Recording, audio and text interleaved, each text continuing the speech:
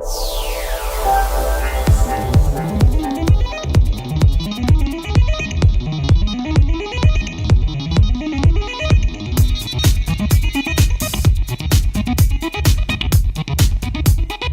again, welcome again back to the Waffle Press Movie Podcast. I'm your host, Diego Crespo. We are not in studio today. We're over Hangouts, like a retrospective of some kind, but we're not here to talk about any old movie news or movie discussions. We're here to talk about the stuff that's happening in the now on the Waffle Press Movie Podcast. Thank you. Yeah, podcast. Oh my God. Gene, what's wrong with my mouth? Probably drunk. I'm not. I haven't had a drop of alcohol in 24 hours, so joke's on you.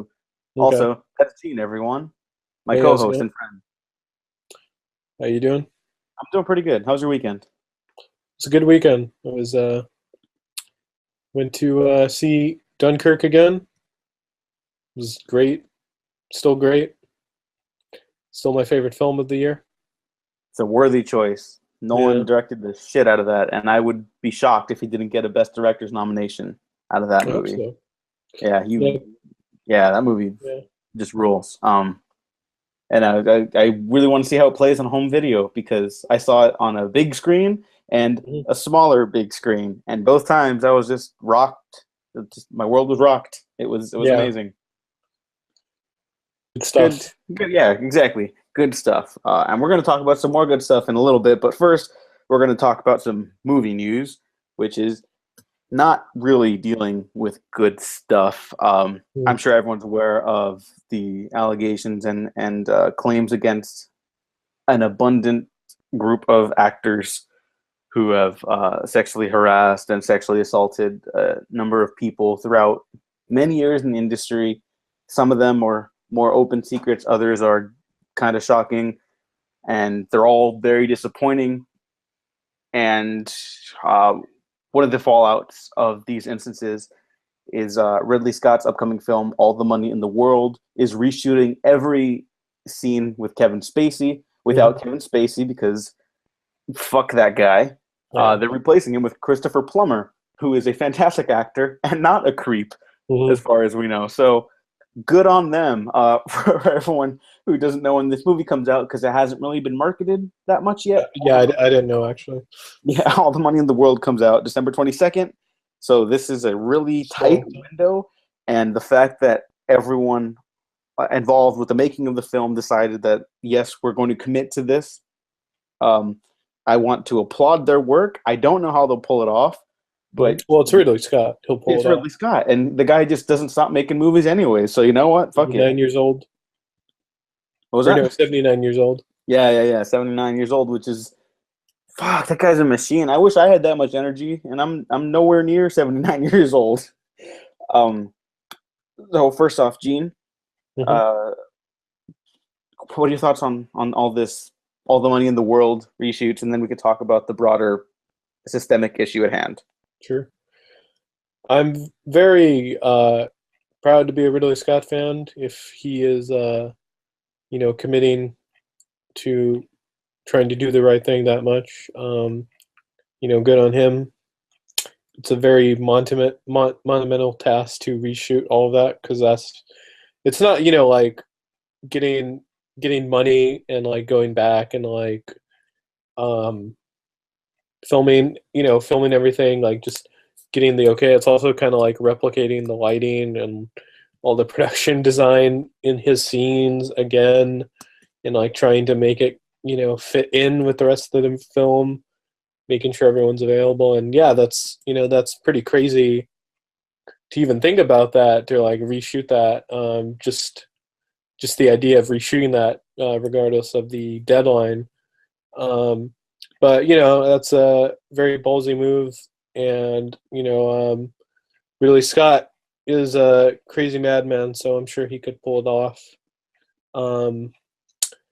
It's unprecedented. I don't think there's ever been something like this in Hollywood, and just good on them for deciding to do the right thing. Yeah, I'm glad that there are consequences to all these people's actions. Obviously, people like Harvey Weinstein. Like this is everywhere in the industry. Right. and it's very unfortunate, but it's good that things are coming to light in the very least. It's Mhm. unfortunate continuously that these things persist and that Right. people have to even call out these allegations. Mhm. They shouldn't be, you know, just allegate. They shouldn't be happening, but at least things are coming to fruition, and it looks like it's going to lead to at least a better future. So Right. that's good. That people aren't Yeah. taking a aren't standing idling by. Also, Right. smaller news, but Gal Gadot is apparently not signed on for Wonder Woman 2 officially yet, and she will Mhm. not sign on for Wonder Woman 2 if Brett Ratner doesn't step away from the film's production entirely, The because Rat his Pack. company Rat Pack Yeah. produces it. So I also want to applaud that notion because Mhm. hell yeah, that's awesome. That's a total Wonder Woman thing to do. Yeah. No, that's that I agree. Um, yeah, Rat Pack was they've pretty much financed all the DC films from BVS, right? I believe so. Yeah. Yeah.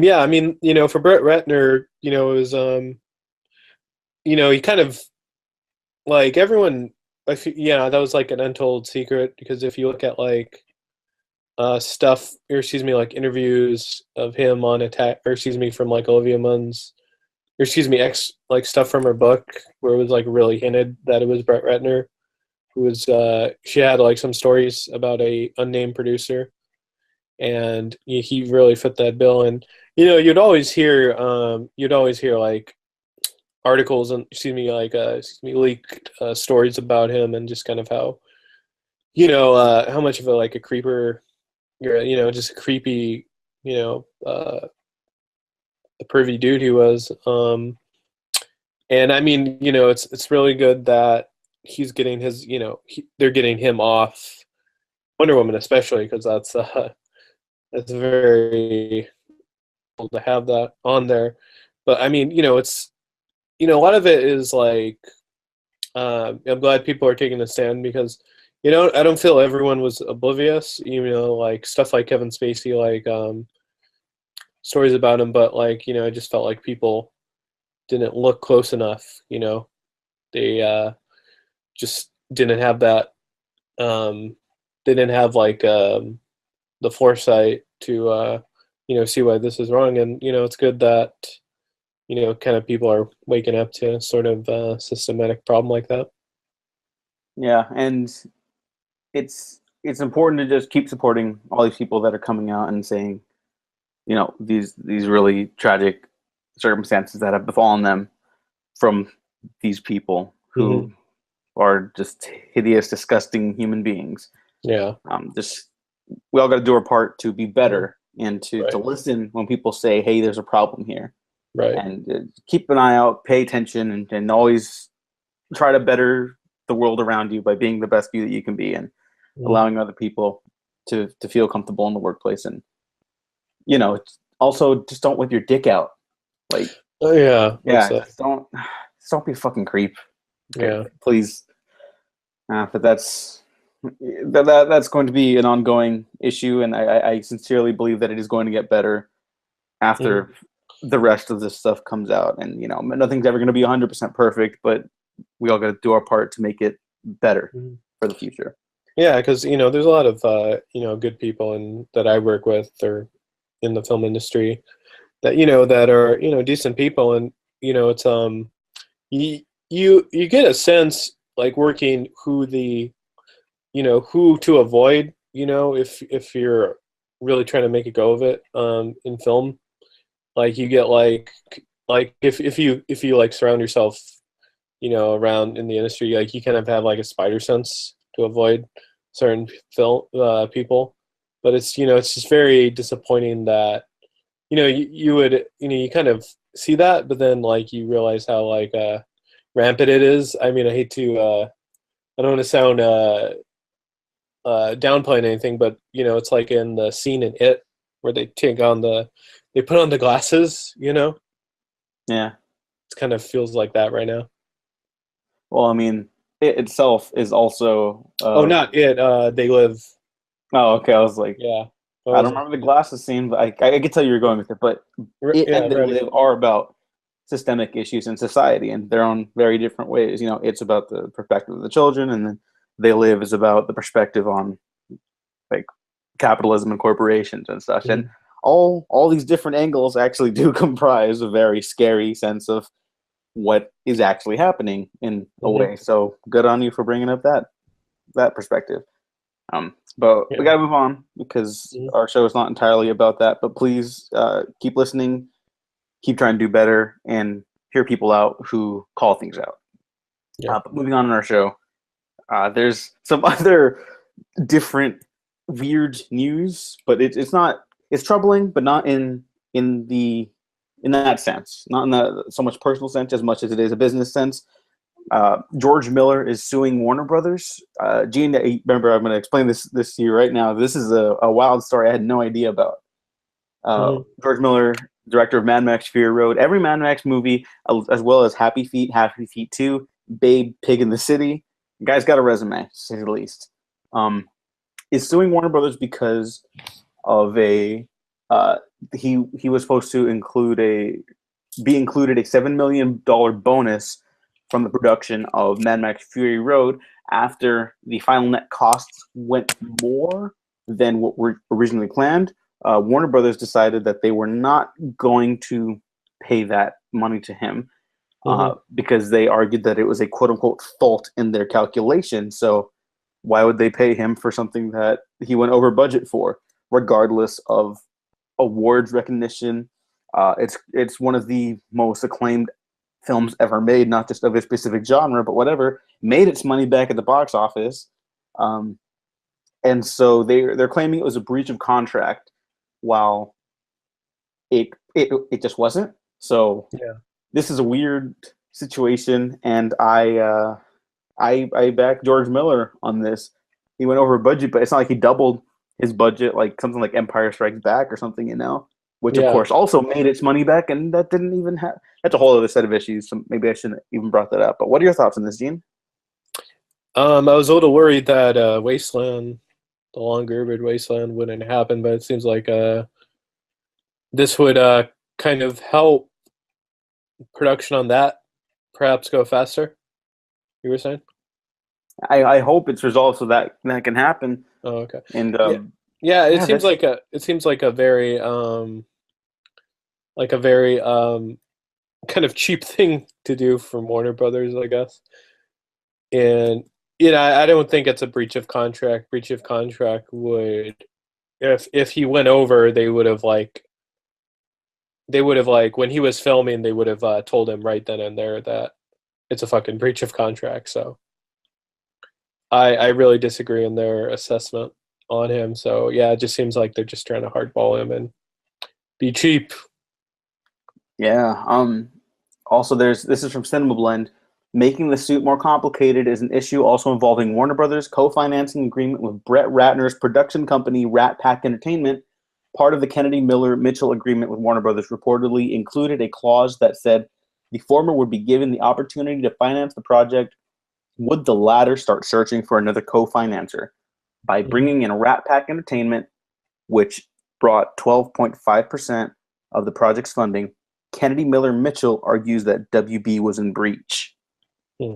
So it's a complicated issue, but just pay your worker. I mean, at the end of the day, in the broadest example of this sort of situation, you say you're going to pay workers a certain wage for a job, you pay them a certain wage. If they didn't do it properly, you can discuss that furthermore.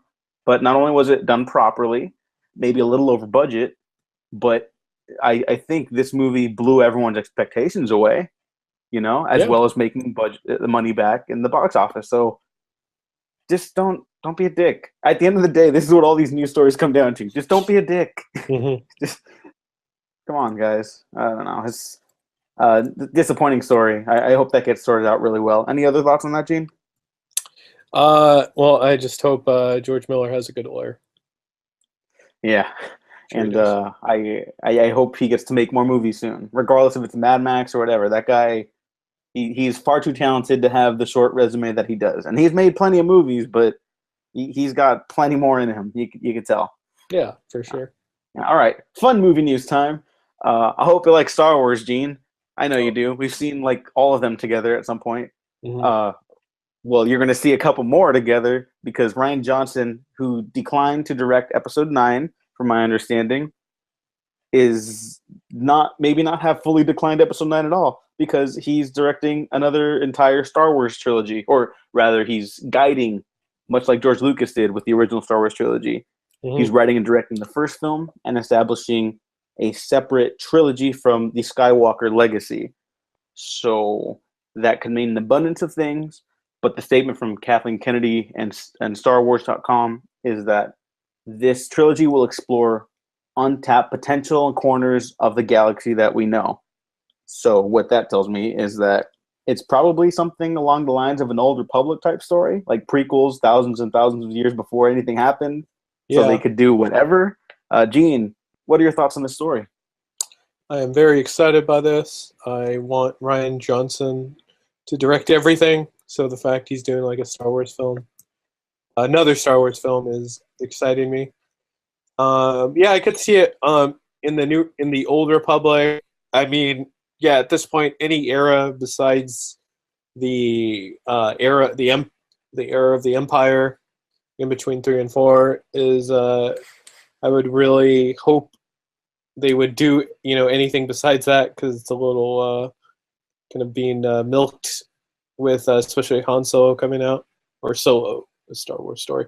Um, yeah, and yeah, it's very exciting news. Him not being bound to any sort of kind of. Well, I mean, he had a lot of independence on Last Jedi, I'm sure. But like him kind of getting free reign on any sort of story he wants is the coolest thing to happen to this franchise. So I can't wait. Yeah, and it kind of feels like the what everyone thought when these new Star Wars movies were announced, along with the spin-offs, Hmm. was that you're gonna get these really creative voices to go and make their own stories in the Star Wars sandbox, Yeah. and this feels like a fruition of that dream and idea in a cool way. Sure, he's not doing Episode 9 because that's got to be the trilogy closer now, but he's Hmm. gonna make his own story in the universe. I mean that's like that feels like the dream, you Yeah. know? And so that is so cool. I do hope that they bring in other voices that are not just strictly white male directors. Ryan Johnson's one of my favorites. You know how much I love Looper, Brick, Brothers Bloom. Hmm. J.J. Abrams, love that guy too. But maybe like some Ava DuVernays, you know, Yeah. some Alfonso Cuaróns. Hmm. Guillermo del Well, Toro. I'm sure she'll eventually have a Star Wars spinoff, since her relationship with Disney and Abrams seems to be very tight. So I wouldn't doubt that, specifically that. But yeah, I mean, yeah, it should definitely have different voices. Um, I mean, it's understandable for 9 how it went back to Abrams. That's not to debate. But yeah, I mean, it would be nice to have that. And there's been very limited amount of people that have actually directed a Star Wars film. So it's a small pool of talent to Yeah, base it off of. it really is. And like it's just funny that you'd think the spin-offs would be where they're like, oh yeah, run wild with our creations, and Hmm. that really has not been the case. It feels like it's been the opposite of that, where the trilogy series is supposed to be where the directors are like flourishing, mostly Abrams and Ryan Johnson so far. Yeah. But I mean, Gareth Edwards had his movie, and Tony Gilroy came in to help his movie, um, Okay. and everyone else is kind of in flux. I Mhm. doubt anyone will walk away from Solo being like, that was definitely a Ron Howard movie, because Uh, it's not. It's really a Lucasfilm movie now. It's really a right. Lucasfilm Disney movie, and doesn't mean it's going to be any worse or better than it would have been previously. It Hmm. just that one has the mark of corporate, that the other movies do not at this time. Yeah. But yeah, the Ryan Johnson news is super exciting, and I can't even imagine the confidence level that they must have with him before his Star Wars movie comes out to be like, oh yeah, we gave him another 3. movies because we like The Last Jedi so much and what he did with it. Like, that's fucking bold. Yeah, I think it gives me a lot of hope that The Last Jedi will probably be the best of the trilogy. So yeah, I mean it's quite the move for him. Yeah, I just can't frickin' wait. Nor can I wait for The Last Jedi. Not so eager anticipation for, given my response to previous entries in this franchise, -1. The Justice League movie is coming out in 2 weeks, and I have really no strong feelings about it, which is weird because I love the Justice League and I love superheroes and I love characters like Wonder Woman and Cyborg. Yeah, I have no strong feelings one way or the other. Yeah, it's kind of where I'm at right now. I've been meaning to check out some quality writing on Batman versus Superman. There's a couple. I know a couple of people that have written really great stuff on it. Check out Richard Newby from Audiences Everywhere. Josh Rosenfield, who joined me for the Stranger Things podcast, also Audiences Everywhere. This isn't biased. I'm just saying where I've read the quality stuff on this. I think there was a piece in the Village Voice, if I'm not mistaken, but that one wasn't positive. I'm just trying to get like some perspective, and so I can get in the right mindset when I revisit it, because I really want to give the extended cut a chance, because I did not like the theatrical cut at all. I might have liked it even less than Man of Steel. Yeah, we'll have to get drunk and watch that extended cut. Maybe, I don't know. Maybe a commentary on it. Movie commentary. I don't know. I want to get into it, but I have not been able to, with the exception of Wonder Woman. So, Gene, what are your thoughts on anticipating Justice League? I've been cautious on it for like a year or so. I was very hesitant to get my hopes up, especially after BVS. BVS really broke my heart, and don't want to feel that pain again. But Justice League, the Heroes trailer, when they did the cover of the David Bowie song, that was made me like, oh, maybe this could actually be good. Maybe I'll actually like it. Maybe Batman won't be murdering people all the time. But I am going to see it. I am going to maybe spend not a huge amount of money in it to see it, but maybe like a nice matinee showing to see it. But yeah, I mean, I have my thoughts on it have been more positive as of late, and I'm interested to see how it'll turn out with all the reshoots and kind of the changing of tone where it's less dark and serious. And they look to be doing more heroic things. And yeah, I mean, yeah, I just want to see it at this point, and I'll go in with an open mind at least.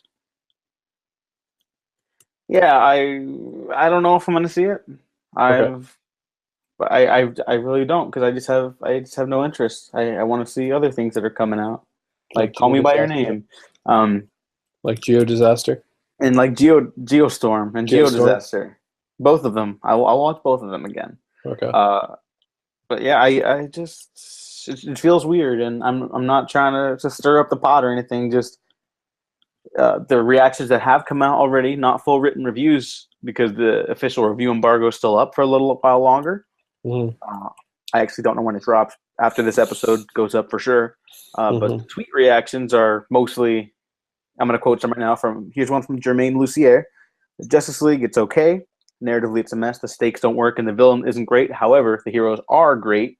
It's funny. There's surprisingly effective character work. I didn't love it, but there are enough good pieces to excite me for the future. Josh L. Dickey at JLD Light. Nothing could save Justice League from its loud, ugly, tacky self. Not Wonder Woman, not wide-eyed Ezra Miller, not Joss Whedon's quippy teardown and rebuild. And Henry Cavill's mustache is an actual issue. They gave him uncanny valley face. Oof, guys, it's a rough ride. Okay, I'm not picking out the ones that are more negative. I'm just scrolling through them right now. They gave Henry Cavill what? Uncanny valley face. You know, like the late Peter Welling in Rogue One, how it's not real, and Oh, even though it looks real, your mind can recognize that it's not. okay. At Eric Davis, Justice League is better than BVS and Suicide Squad. It's lean, mean, and packed with superhero action. I dug most of its lighter moments, and I think it has one of the best action sequences ever done in a DCEU movie. And of course, Wonder Woman steals the show. And that feels like the most positive one to me. There's a lot more, but I'm not going to read all of them because this is not what the show's about. Yeah. We'll be spending a whole episode talking about it, hopefully with a fan of BVS if that person is available for our episode recording. So fingers crossed on that.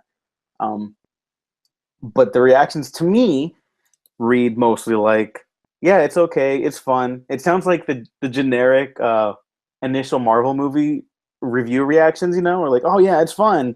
Like, villain sucks, but it's fun. I had a good time when I was watching it. Well, what were you expecting with Steppenwolf? Okay, can we talk about that for a second?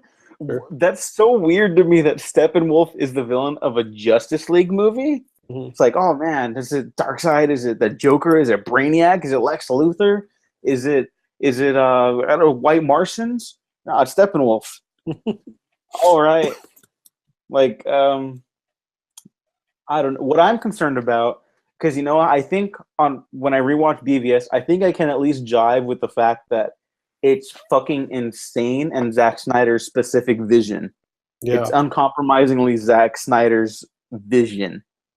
I don't like when movies feel like a hodgepodge clusterfuck of things so much, Like, look at the difference between the first Wolverine movie, the second Wolverine movie, and the third one. Each one got more specific in what the director wanted to do. The first one is clearly just like, we got to set up everything for spin-off movies, and then that movie is awful. The Wolverine is pretty damn good until the ending, and then Logan, they're just like, wild the entire fuck out, make a Best Picture worthy movie, and it's incredible. I mean, it's like going from Phantom Menace to Attack of the Clones.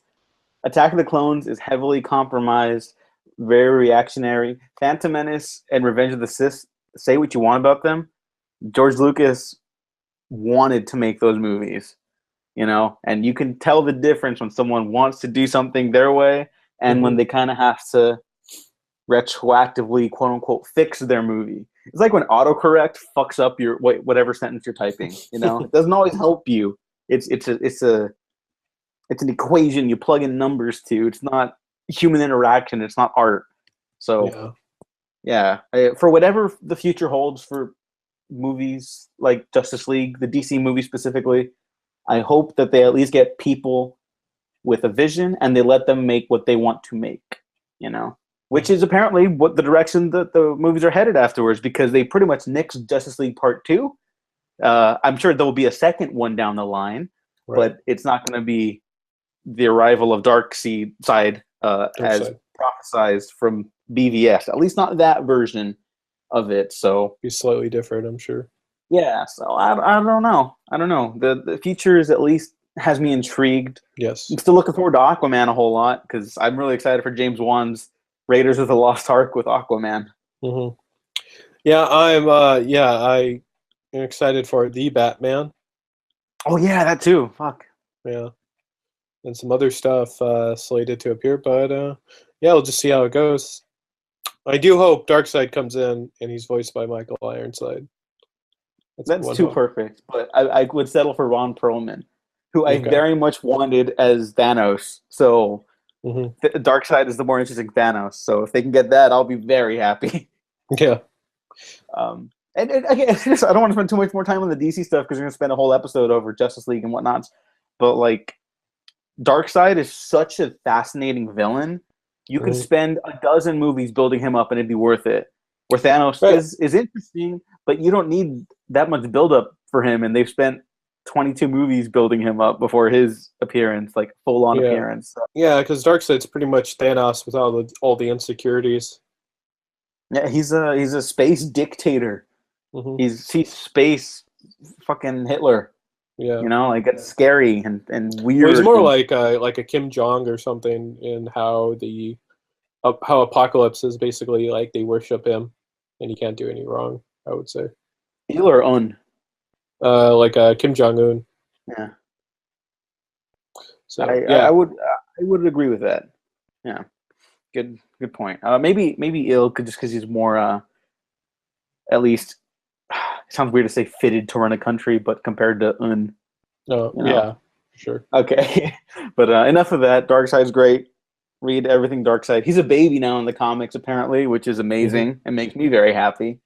Um, but now we're going to move on to a different little segment because it's Thanksgiving month, and Thanksgiving's a weird holiday, mostly because of colonialism and imperialism and scary things that ruined indigenous cultures to Native America. So we're going to talk definitely about Thor Ragnarok, which is surprisingly about the sins of colonialism and imperialism, but also movies we're thankful for this year. So let's pick one to talk about each. Gene, do you have a pick, or you want me to go first? I'll let you go first. All right. I'm going to be thankful for Personal Shopper, a I movie took you that to is see very that. near and dear to my heart, and honestly, one of the most fascinating portrayals and intricate, like detailed experiences in regards to living with grief and depression and human connection through the really it's a weird ass movie. You saw it with me, Gene. There's a whole like Yes.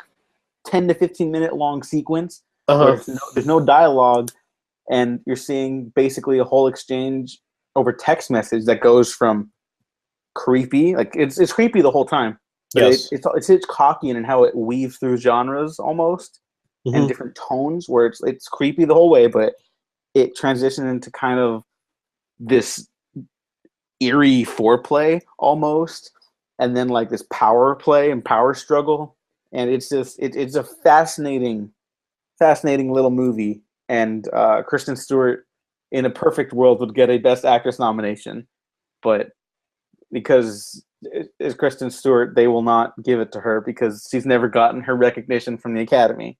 Yeah. And this movie came too early in the year, so that's a personal thing. And also her second team up with director Olivier Assayas, who also made Clouds of Silver Maria, another film I adored. And I want these two to keep making movies together forever because every time they do, they make one of my new favorite movies. hmm So check it out if you haven't. I really, really adore this movie. It's on the Criterion Collection. Thank God. Deserves it. Yeah. That was a good choice, Thank you. also. It was a yeah. What about you, Gene? Well, there are a few choices that I could choose, but I could only choose one. Yes. Yes, that's correct. Sorry. It's all right. But I will go with Kong Skull Island because All right. all right. Yeah, I think Kong was one of the perfect monster movies for me. Just for me, not you. Okay. Yeah, that's It's fine. just You're thankful for it. yeah. Um, and yeah, it was very surprising because I'm more of a Godzilla person than a Kong person, just character wise. Because Godzilla is a lot more interesting as a character. But yeah, I think the backstory they gave Kong, and I'm just talking about how they portrayed the monster, um, regardless of the other legendary films. I really enjoyed, just the whole aesthetic of that movie being in the '70s and just having a something you haven't seen in a monster film before. Vietnam with Kong is particularly cool, at least for me, to see that. Uh, and yeah, I mean, I just love Jordan Voight Roberts as a director, and it was very creatively inspired me a little bit. And I just have that's in my top 10 for films, and I'll say I'm grateful for that, especially.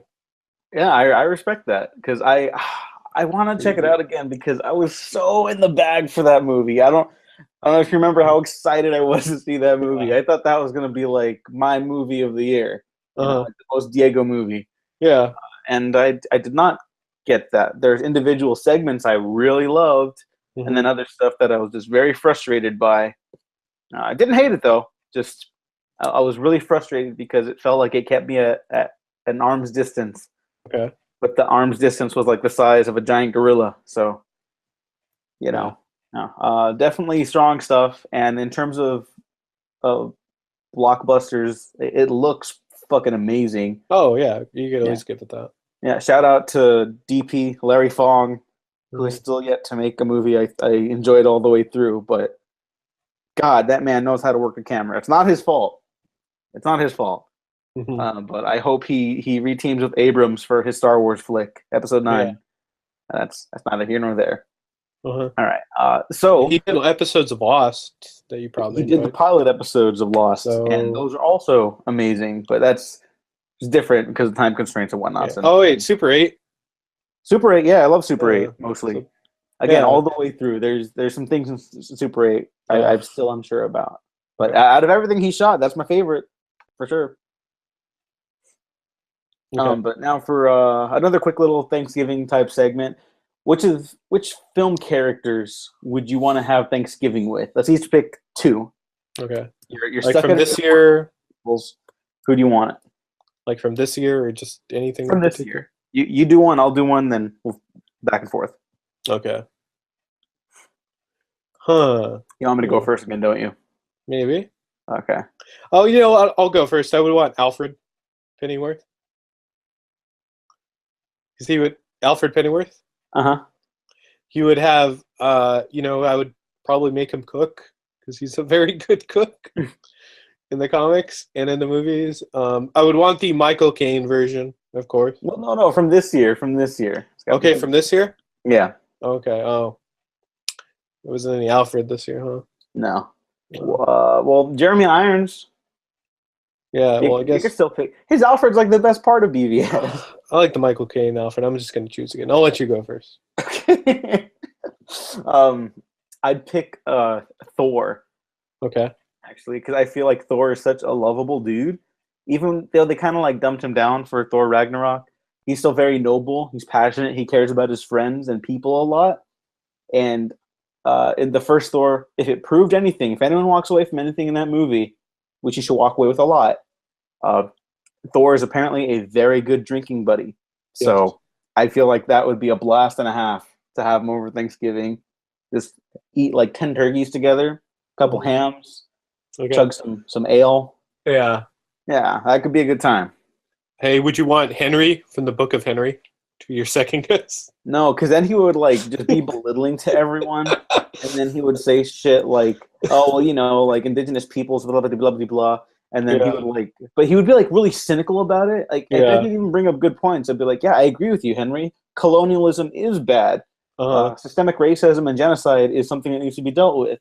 And Yeah. then he'd say like, "Oh, but there's nothing you can do about it." And then he'd be really no, I'd kill Henry. I'd kill Henry again. Oh, he's dead already. Yeah, I'm glad he's dead. Jeez, that's Little fucking shit. Good actor though. he'll Not do his your fault. taxes. Okay, sure. I'll kill him after he does my taxes. Okay. But what's All right, your cool. yeah. Oh, what's your second character? Oh, was that your character? No, God, no, I would never choose fucking Okay, Henry. yeah. That a Thor, and then you technically haven't gone yet because there's no Oh, do you want me Alfred. to go? Yeah. Yeah, I had one. I have Maurice from War of the Planet of the Apes. Oh, that's a good one. He's a gentle soul, and I don't know. He could kind of talk, right? Yeah, he has kind eyes. Yeah, he's kind of. He could sign and kind of speak. So I mean, he would have good conversation. I would assume. I mean, I would hope so. I've been inviting him, but yeah, I know he is a very gentle character, and I would love to serve him a nice meal. Oh, I really like that choice. That's a good choice. Mm-hmm. My soft spot. Okay. I was gonna choose a weird one, but I decided not to. I was gonna choose the Boss Baby, but I'm not gonna do that. Why? I mean, you can. I don't think I actually want to do that because then I feel like I don't want a capitalist drone at my at It's my baby Thanksgiving. though. Yeah, I know, but he's a capitalist drone, dude. Yeah, You he'd be have to cute watch the about it. Boss Baby. It's capitalism is evil, and it has a heartwarming message about family. So I would take oh my god, is it cheating if I say like the entire cast of The Big Sick? No, I don't know.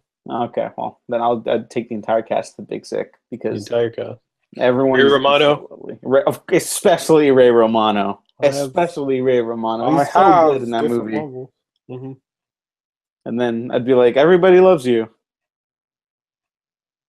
They do. Yeah. And that's a horror movie. But if I have to just choose one, then I'd go with Aunt May, actually, from Spider-Man Homecoming.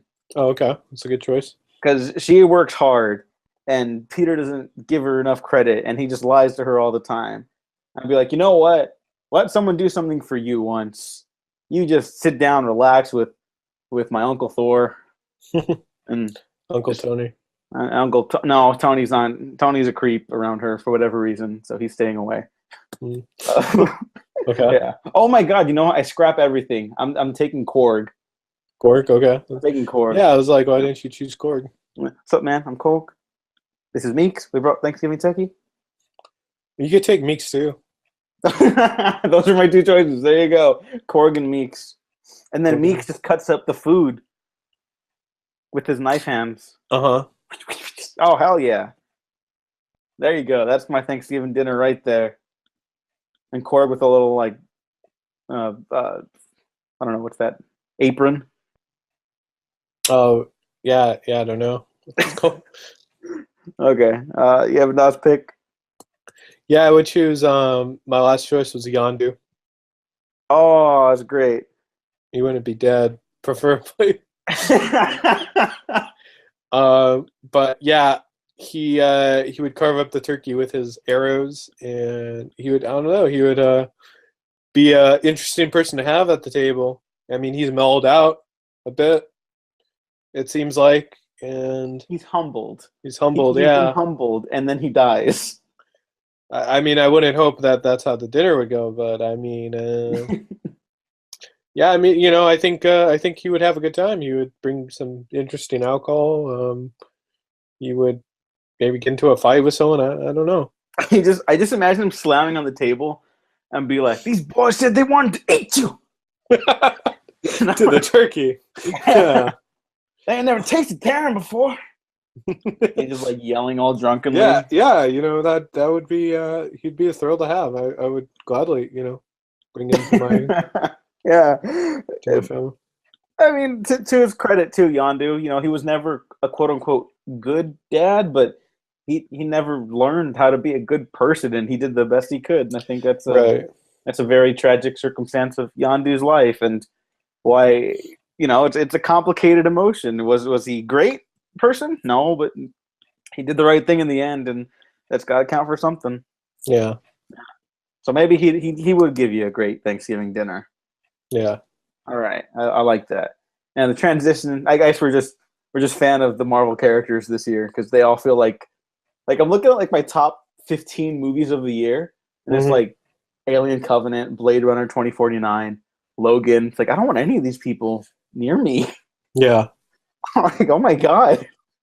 But that's a nice transition with the Marvel stuff into our final discussion of the episode, Thor Ragnarok, or rather Thor Ragnarok. It's not funny. I thought it was funny. I worked really hard on that actually. So whatever. So Gene, you love the Thor movies. They are in fact your favorite of the No. Marvel Cinematic Universe. No, not really. So with high expectations like that, did Thor Ragnarok live up to yours? I didn't. I mean, I loved all the trailers for Thor coming out as they were when I was watching them. I don't know if I was, letting my Thor hate for all the other two. I mean, not hate, but kind of disappointment affect it. But I mean, I went in open-minded, and I was really surprised that the film made me enjoy it as much as it did. It made me, surprised me a lot with some of the choices it made. It had a Led Zeppelin song, so I have to give it props for that. The best song of all their albums, the Immigrant song. So, yeah, I mean, I love that film. And Thor Ragnarok was very a pleasant surprise for me. Yeah, I'm a huge fan of the first Thor, not a fan of the second Thor at all anymore. Loki stuff's still good. We always talk about it. Like for whatever reason, the Loki stuff is always quality, and so props to them Hmm. for continuing that trajectory. Who also has a nice little arc in Thor Ragnarok. Even this full spoiler discussion, there's a review I uploaded on here. Thanks everyone to check that out. Not spoilers at all in that one, so just I want to talk about what the movie's actually like about, and Yes. it's about the personification essentially of the sins of colonialism and imperialism, and also Thor and Loki having to confront the sins of their father, like the Hmm. literal sin of their father in their sister Hela, which is Yeah. some people had that spoiled for them, especially with like an interview that happened in Australia. Oh. So someone mentioned that like, oh, like she's playing your sister, and then everyone was just like, oh, Yeah, he's I avoided that, thankfully. yeah. I also was unaware of that going in. So when they mentioned that, I was like, wait, hang on, what? That's that's kind of a cool thing. It's not a huge moment or anything like that. Hmm. And I actually think some of my smaller issues with the movie, are in how maybe sometimes moments could sit a little bit longer Yeah. emotionally, but they hit anyways. They hit like they need to. Maybe not as much as I want them to, but they hit exactly where they need to. And I think that's also quality and testament to director Taika Waititi, who has just an impeccable record with balancing tone and character and everything. But I was really caught off Of course. guard with what Hela was representing in the movie, and a very interesting twist that Ragnarok is actually the saving grace of the movie, and how like they built this empire on tainted soil, and war crimes essentially, and lost lives, and so Hmm. with a foundation like that, you can't sustain itself, so you got to burn it all down and start again. Do you remember a couple years ago when Kevin Feige was like, oh yeah, Thor Ragnarok's going to be the Winter Soldier of the Thor movies? I do not remember that actually. Okay, he said that after that big Phase 3 announcement where they're like, here are all the movies we're doing. And then they got Spider-Man back like a year later, and they're like, okay, here's all the other movies we're doing.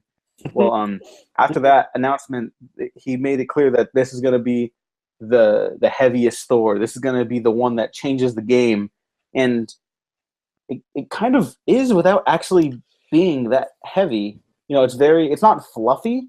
There's like purpose and themes and characters and stuff. It's not a pointless movie by any means, but like the rhythm of it, it's very poppy. It just moves from moment to moment, and God bless it. It's like the fastest 2 hours of the year for me. Yeah. That movie just moves, thankfully. Um, but when I first walked out of it, I was like, it wasn't really the Winter Soldier at all. And then thinking back, and after my second viewing of it, it kind of is. Where the Winter Soldier realized that Shield was also built on tainted ground, it wiped the slate clean. It realized that Shield itself was a faulty structure, Hmm. not just the people in it, but the ends justifying the means mentality was leading to many not good things. And so Captain America laid that all to waste, for better Yeah. and for worse. And so the destruction of Asgard, again, spoilers, so Thor and Loki and the survivors can rebuild their society properly, Mhm. I think is a very interesting connective tissue that I never would have expected from the two. Yes. I mean, but Asgard was never the land. It was the people. Exactly. Yeah. Which I also really liked, and also the movie ends with Thor and the surviving Asgardians as refugees. So the next Thor has to be about the refugee crisis, and I'm not just joking about that. I think that would be a very interesting dilemma to discuss in something like the Mhm. Marvel universe. But that's maybe we could save that discussion for a little later in the show. Yeah. But yeah, I mean, I think I called it a really ballsy film. I'm glad it took those risks of kind of going on very relevant subject matter, and leaving the Asgardians in that place that they're in right now, that you'll probably see in Infinity War.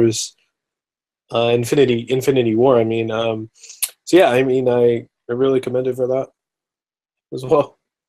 Yeah, And shout out to Jeff Goldblum for just being the smoothest dude ever, and just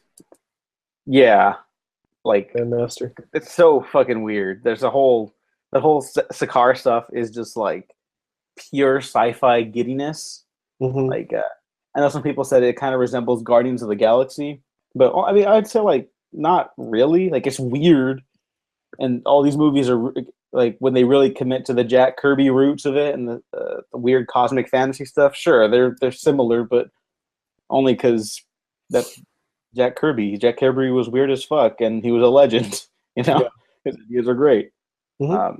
And along with all that stuff, I'd say it's also the most Jack Kirby movie ever made. Like in terms of design aesthetics, like it looks like his stuff sprung to life. You know, with all like the weird cubic art and the symmetry of the circles and the structures. Like it looks like one of those poppy panels. Yeah, I mean, until you get like a New Gods movie, I think it's the most Jack Kirby thing. Oh yeah, I would like that in the future. I don't know who would even do that, but yeah, it's quality stuff. Oh, for sure. What did you think of Hulk? I was very glad that the Hulk's talking now, because Hulk talking is just a Marvel staple in his broken English. And he was used, used well. He had his own arc. In the film, he was left in a very interesting place after Avengers, and I'm glad that they did take him into space, which was kind of hinted at the ending, but then they were like, let's not. I don't know if we should do that, and then they changed their mind, thankfully. And I maybe saw a little too much of the Hulk, just his ass. Didn't need to see that, but everything else was fine. Just didn't want to see a Hulk ass, It's not Shrek or something. Yeah, thankfully, but I really like what they do with the Hulk too, and I'm give or take on the Hulk talking. I think it could either work wonders like it does here, or it could fall flat on its face, like in Avengers Assemble, a cartoon series I've seen all of 2 episodes of, and it's pretty abysmal. Right. And Hulk talks in it, so just avoid that if you have to, or you should rather. Yeah. Watch Avengers: Earth's Mightiest Heroes instead. Yes, definitely watch that instead. Yeah. But yeah, I really like this too, and you know what a big fan I am of Age of Ultron and what they do with the Hulk in that movie. Mm-hmm. And there's a genuinely like touching, sad moment when the Hulk starts transforming back into Bruce Banner. And I was that caught me off guard too. A lot of these little things caught me off guard in the movie. Nothing groundbreaking. I'll agree with that because that's it's a very interesting thread that because the Hulk and Bruce Banner sometimes have this kind of competition for who's the dominant one mind-wise, and they kind of hate each other sometimes. So I'm glad that they played that up as well, because if you're sharing your mind with someone, it would be a very difficult experience. Yeah, and mind and body. And so Bruce Banner's little arc there, where he's ultimately a hero. He's a good man, and the Hulk can be a hero, but that's definitely not his intention all the time. You're right. I mean, he's kind of childish. Yeah, and I that's also something I want to mention. I really like the thread that he's basically learning like a child would to speak more and how to to act. I think that's why it works for me, because in the 2 years that he's been the Hulk, he's been able to grow and learn like a child would, but in Hulk speak, and so it's like a slower rate. Well, also it's just there's a weird dichotomy about how much maybe he could learn, how much he couldn't. Like, where does Bruce Banner start? Where does the Hulk end? Sort of thing that I really enjoyed. And Bruce Banner's arc to where after he's back as Bruce Banner, people still need help. People still need the Hulk. Is that more important than his own desire to just remain Bruce Banner? Like maybe on a quick instant he'd be like, oh no, he needs to help people. But then if that costs him his own agency, is that okay? Is it okay if he doesn't want to do that? Right. And it kind of leaves that question up in the air because ultimately Bruce Banner is a good enough person that he will sacrifice his own agency to help other people. Even if And it I'm ends sure with him crashing onto a bridge in like the funniest fucking moment like of the entire movie for me. I laughed so hard and at Bruce Banner landing surprisingly on the call Rainbow back. Bridge. Yeah, surprisingly call back to Incredible Hulk. Yeah. That's the second reference of it since the movie. Yeah, I think. I don't know. I think they just forgot, and that's okay because Universal has the rights. yeah. So whatever. And Mark But I Ruffalo also not afraid to call out Universal on their rights uh, discussions. So did that happen recently? yes, I'll plug it into the episode. But there's Okay. this wonderful little interview. Someone asked him about a Hulk movie yet again, Mark Ruffalo, and he says like, "Oh, okay. Well, we went to Universal, and they said no, and so we're gonna do Hulk movie, and it's gonna come in 3 movies. So take that, Universal. Like you could have had a piece of this, but you said no." And like he's That's it's cool. great. It's great. I'm gonna cut out Yeah. this segment and add the clip here. It's you'll love it. You'll love it. Okay. Um, so yeah, the movie ends in glorious fashion between a fight between Hela and Thor and Asgardian zombies and a giant wolf and Surtur, who looks like a Balrog of Morgoth from Lord of the Rings. And Mhm. oh my God, I haven't even mentioned Tessa Thompson being like the greatest human being on the face of the planet. He was a cool character. Yeah, I love Valkyrie, and I love that they didn't force like a romance thing between her and Hulk and Thor. Yeah, I mean, it was kind of maybe hinted at once or twice, but not really. Yeah, it was like, I mean, they're both just hot, so they're just Yeah. like, maybe like side eyeing or something, but it's nothing. It's nothing heavy in there, which I really appreciated, and I'm Yeah. sure I liked Jane Foster in the first Thor, and I know other people were not a fan of that character, so I'm sure they just decided to step away from that entirely. Mm. It's fine. Um, and Tessa Thompson for a Valkyrie trilogy, yes. Yeah, sure. All right. I have no idea what you even do with that, but someone should do that. Uh, any last thoughts on the movie? Any last little moments or things you want to bring up before we just end it with our overall thoughts on the movie? Do you feel like Loki is redeemed, or he's just good enough, I guess, to not let everyone die? I think it's the movie deals with surprisingly complicated relationships and emotions that I really appreciate.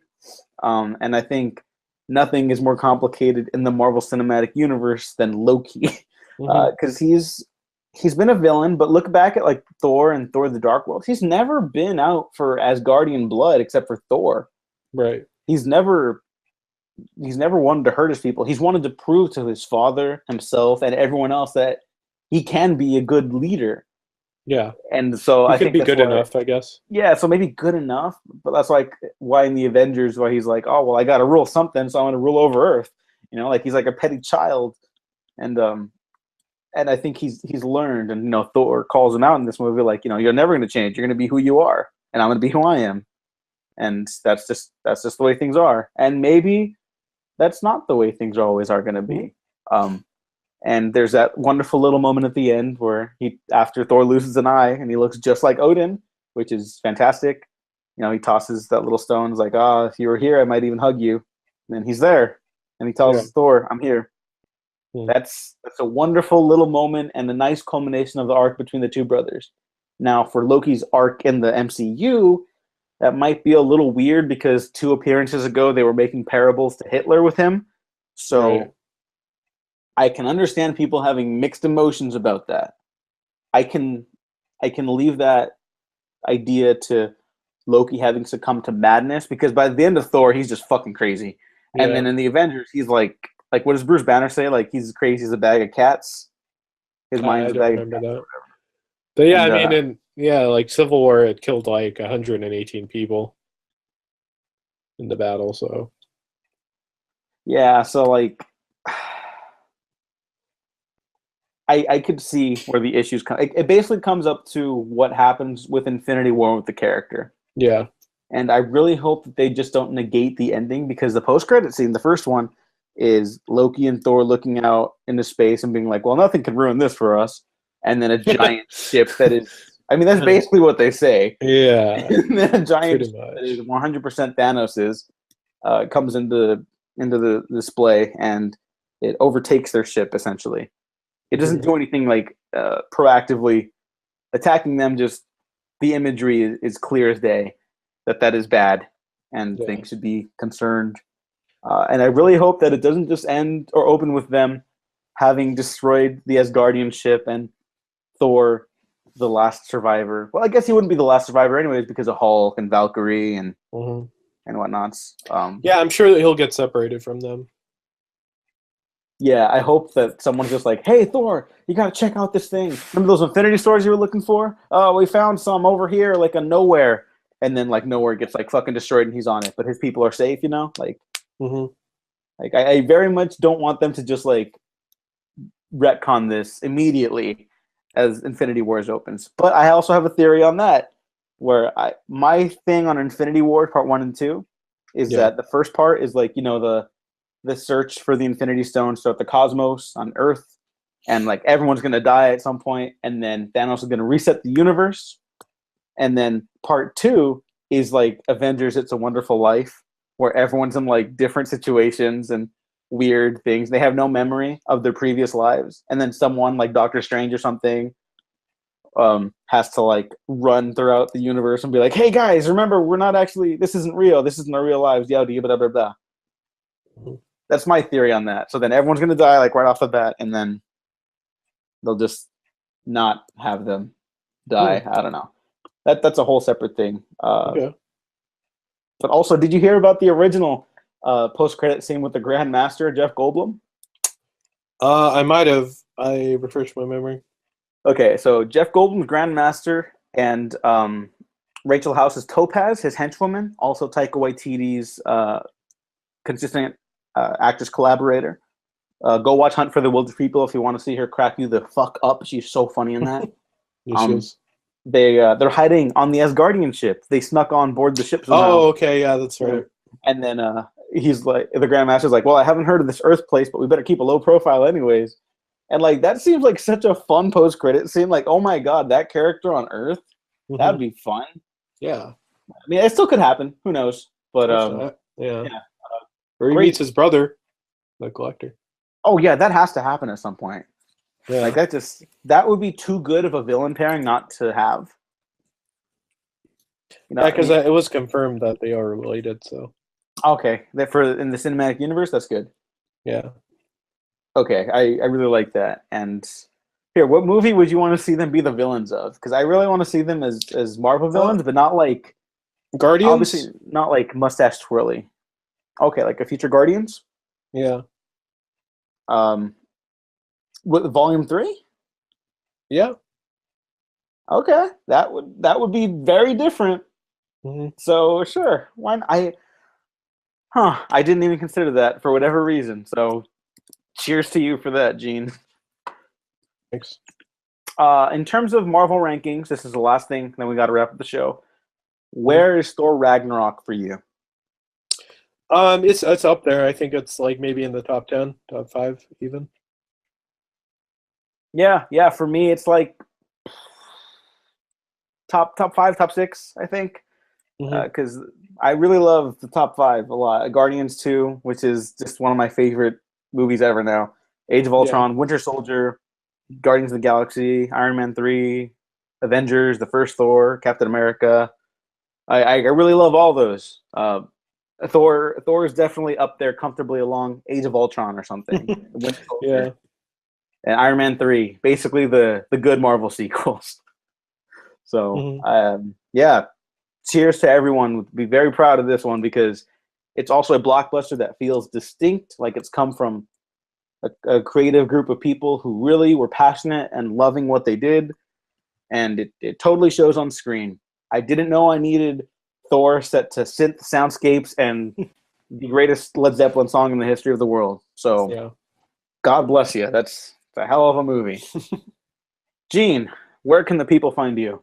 You can find me on Twitter, Instagram, Gene9892. And you can find me on Twitter as well at DEWGO Waffles. Like and subscribe. Check out the Waffle Press. And if you didn't like and subscribe, anyways, because you might find something you do like. Check us out on YouTube, the Twitter sphere, Patreon, where we need some monies to make shows and commentaries, which we're doing, and whatnots. And we got a bunch of Star Wars stuff coming out for The Last Jedi. I know everyone else is doing it, but you're going in-depth retrospectives. Fun Justice League episode coming up, so check that out. Please like and share. It really helps the show in a big way. So thank you very much for listening. Thanks for watching. We have been professionally unprofessional.